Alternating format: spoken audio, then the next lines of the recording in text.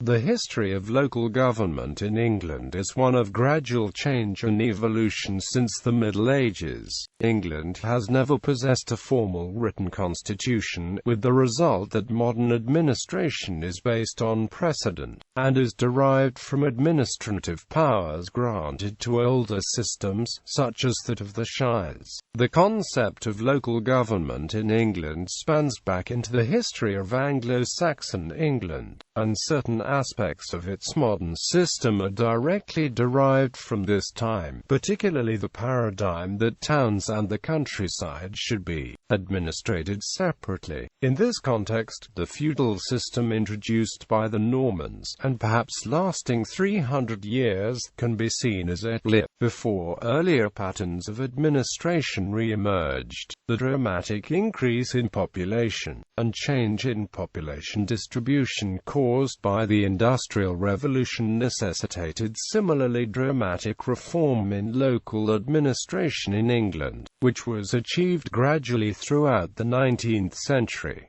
Much of the 20th century was spent searching for an idealized system of local government. The most sweeping change in that period was the Local Government Act 1972, which resulted in a uniform two-tier system of counties and districts being introduced in 1974. However, further waves of reform has led to a more heterogeneous system in use today. Origins of local government in England. Much of the basic structure of local government in England is derived directly from the Kingdom of England. There are thus aspects of the modern system which are not shared with the other constituent parts of the UK, namely Scotland, Wales and Northern Ireland. The Kingdom of England was by origin an extension of the Saxon Kingdom of Wessex into the other regions, supplanting amongst others the former kingdoms of Mercia, Northumbria and Kingdom of East Anglia, and unifying the Anglo-Saxon peoples of the British Isles. Some of the basic elements of modern local government therefore derive from the ancient system of Wessex. Anglo-Saxon local government. The Kingdom of Wessex, c. 790 AD, was divided into administrative units known as shires. Each shire was governed by an ealdorman, a major nobleman of Wessex appointed to the post by the king. The term ealdorman gradually merged with the Scandinavian eorl, jarl, to form the modern earl. However, the shires were not comparable with later earldoms, and were not held in the ealdorman's own right. The shires of Wessex at this time have essentially survived to the present day as counties of England. They included Devonshire, Somerset, Dorset, Wiltshire, Hamptonshire. When Wessex conquered the petty kingdoms of southern England, namely Cent and that of the South Saxons, these were simply reconstituted as shires. As Wessex took over progressively larger areas of Mercia, East Anglia and Northumbria, the new lands were divided into shires, usually named after the principal town in the new shire, hence Northamptonshire, Oxfordshire, Derbyshire and so on. Most of the historic counties of England south of the Mersey and Humber derive directly from this time. Another important official of the shire was the shire reeve, from whence the more modern sheriff is derived. The shire reeve was responsible for upholding the law and holding civil and criminal courts in the shire. The office of sheriff is still important in some Anglophone countries, but now a ceremonial role in the England. Below the level of the shire, the Anglo-Saxon system was very different from the later systems of local government. The shire was divided into an unlimited number of hundreds. Each hundred consisted of 10 groups of 10 households. A group of 10 households was a tithing, and each household held 1 hide of land. The hide was an arbitrary unit of land which was deemed able to support 1 household, and thus could vary in size. The whole hundred system was thus both very flexible and fluid, varying with changes in population etc. Hundreds were led by hundred-man, and had their own hundred courts. The members of the hundreds were collectively held responsible for each individual's conduct. thereby decentralizing the administration of justice upon the people themselves. Hundreds were used as administrative units for the raising of armies, collection of taxes and so forth. The Norman conquest. The conquest of England by the Normans in 1066 brought about many changes in the local administration of the country, but some aspects were retained. One of the biggest changes was the introduction of a severe feudal system by the Normans. Although Anglo-Saxon society had also been essentially feudal in character, the Norman system was much more rigid, centralized and thorough. William the Conqueror claimed ultimate possession of virtually all the land in England and asserted the right to dispose of it as he saw fit. Thenceforth, all land was held from the king.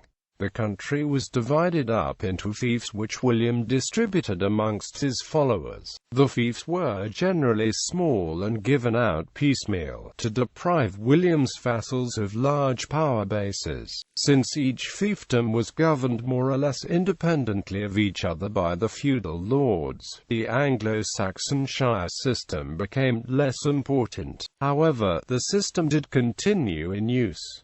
The shires remained the major geographical division of England. North of the Humber, the Normans reorganized the shires to form one new large county, that of Yorkshire. Immediately after the conquest, the rest of northern England does not seem to have been in Norman hands, as the remainder of England came under Norman rule. It too was also constituted into new counties in the period immediately after the Norman conquest. Hundreds also remained as the basic administrative unit. In the Domesday Book, the great Norman work of bureaucracy, the survey is taken shire by shire, and hundred by hundred. At this time, if not before, hundreds must have become more static units of land, since the more fluid nature of the original system would not have been compatible with the rigid feudal system of the Normans. Although hundreds continued to alter in size and number after the Domesday Book, they became more permanent administrative divisions, rather than groups of households.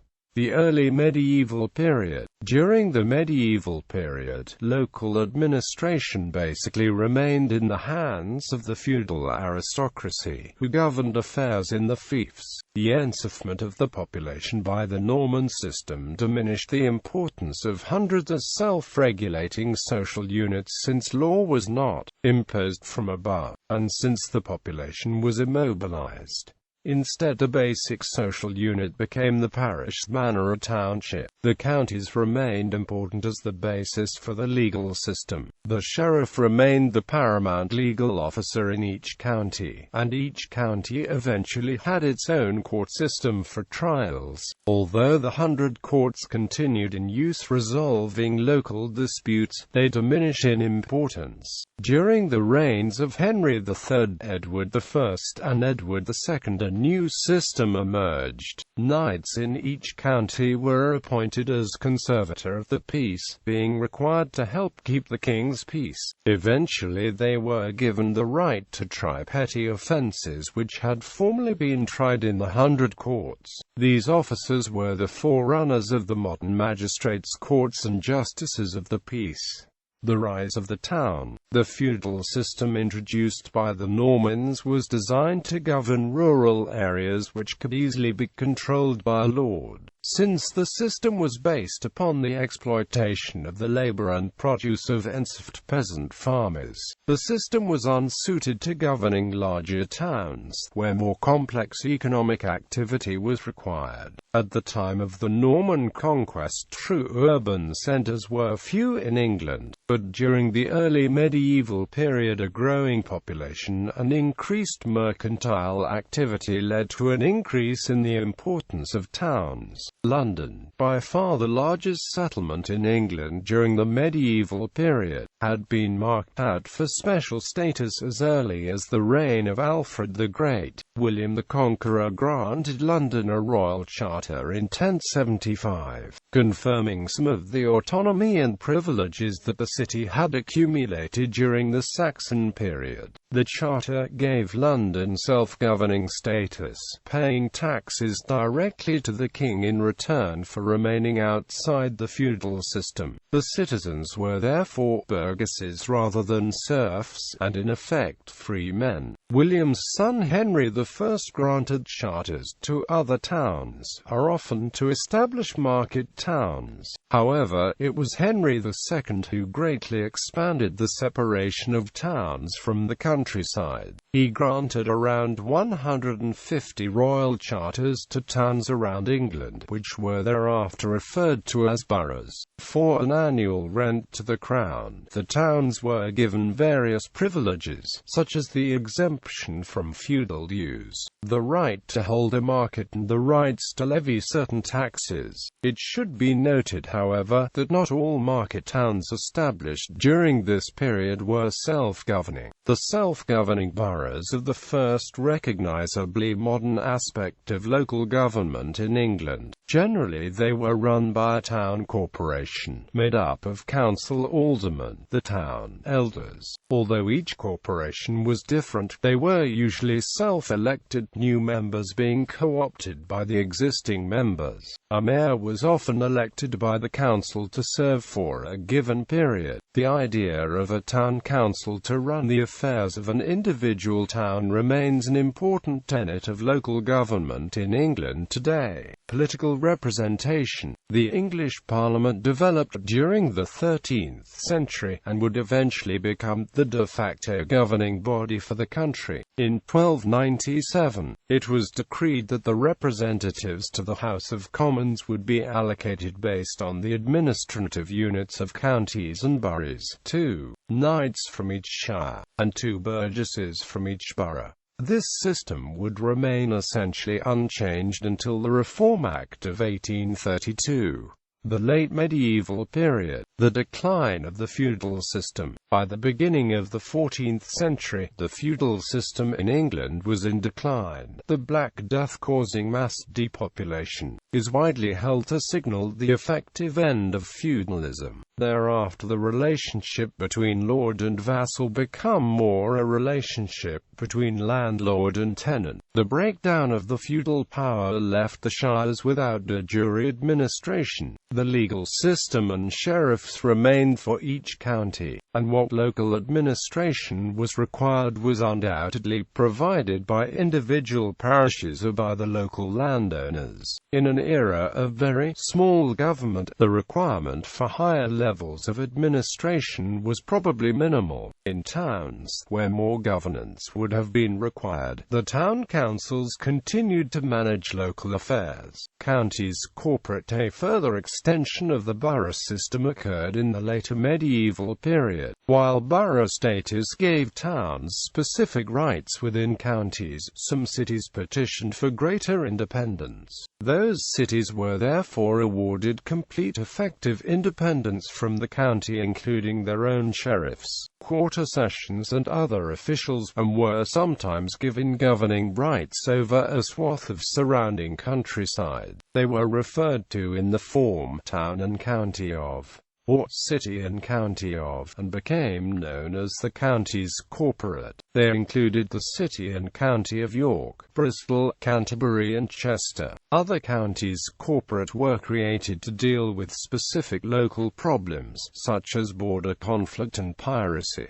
Later changes in local government. In the 1540s, the office of Lord Lieutenant was instituted in each county, effectively replacing feudal lords as the Crown's direct representative in that county. The lieutenants had a military role, previously exercised by the sheriffs, and were made responsible for raising and organizing the county militia. The county lieutenancies were subsequently given responsibility for the volunteer force.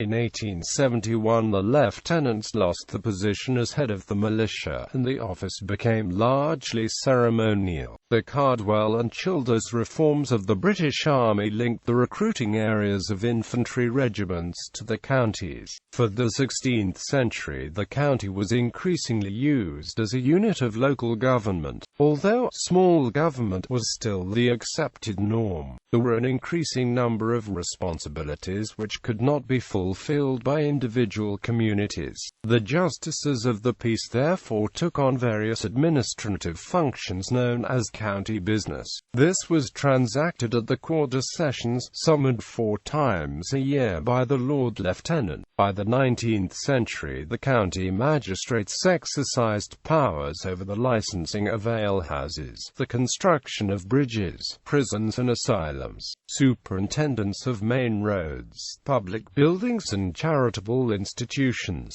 and the regulation of weights and measures. The justices were empowered to levy local taxes to support these activities, and in 1739 these were unified as a single county rate, under the control of a county treasurer. In order to build and maintain roads and bridges, a salaried county surveyor was to be appointed. These county functions were attached to the legal system, since this was the only body which acted county-wide at the time. However, in this ad hoc system the beginnings of county councils, another central element in modern local government, can be observed. The counties themselves remained more or less static between the Law in Wales Acts of 1535–42, and the Great Reform Act of 1832. Parishes. The ecclesiastical parishes of the Church of England also came to play de jure roles in local government from this time. It is probable that this merely confirmed the status quo. People of rural communities would have taken care of what local administration was required. Although the parishes were in no sense governmental organizations, laws were passed requiring parishes to carry out certain responsibilities.